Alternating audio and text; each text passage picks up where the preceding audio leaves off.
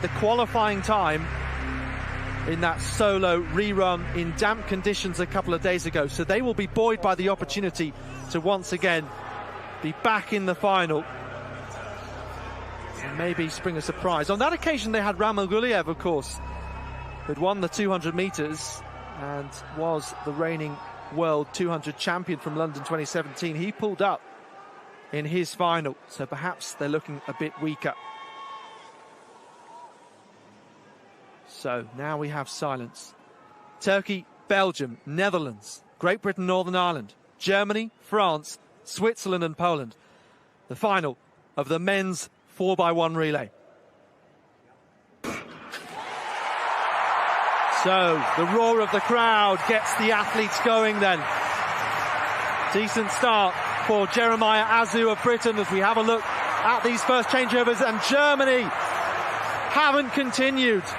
Devastation from the home crowd. Switzerland going well right on the inside, but watch for Britain. Efaloko now has the baton. Someone who's grown in experience this year. Just the one changeover. Vico chasing. But Nathaniel Mitchell-Blake so experienced at bringing it home, and he wins gold for the British team. France in behind. And looked like Netherlands just got it. It's a championship record though, so had been held since 1990 by the French team, who were ultimately also beaten in this race. No smiles for that German team, who looked so good in qualification. A young team though, and it was the experienced hands of the likes of Hughes and Mitchell-Blake who joined the youngsters Azu and Efaloko. Brought in the team, of course, the likes of Richard Kilty, injured this year. But fantastic performance from the Brits, a decent winning margin as well. And it's Poland who beat the Netherlands, a national record for them as well. I mentioned they were an outside contender, and in the end they pull it all together to come home to get on the podium as well. This track has been swift tonight. We saw some brilliant times in the women's sprint hurdles, the two national records, one for Poland, one for Switzerland. The Polish team out in lane 8 on their own.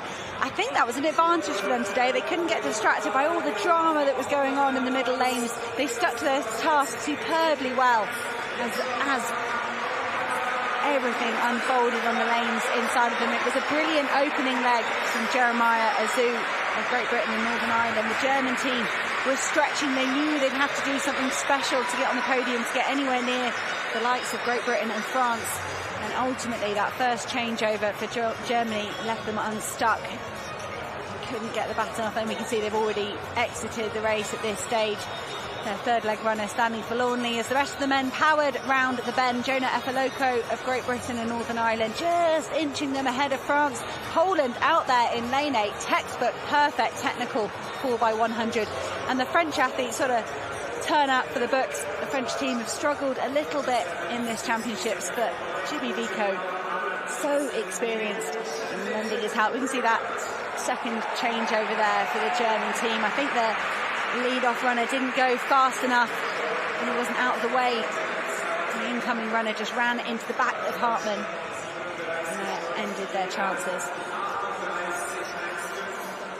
So Britain continue to retain this title.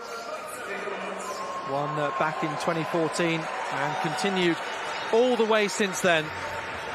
And introducing young athletes into the team. Also, France and Poland taking silver and bronze respectively.